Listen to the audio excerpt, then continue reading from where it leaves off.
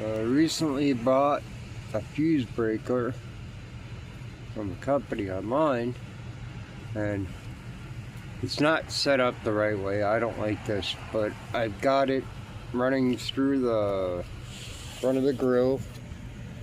I have a jumper cable set up where I just plug and play. I don't need to pop my hood.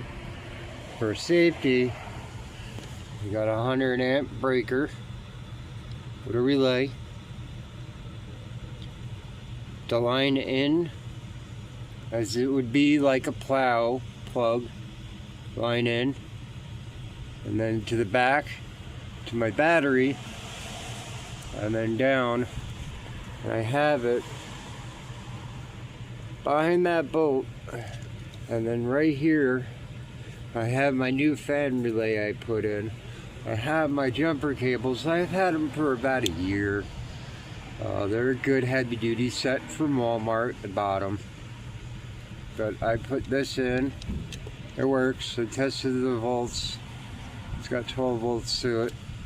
So I can also hook up camper power from it, and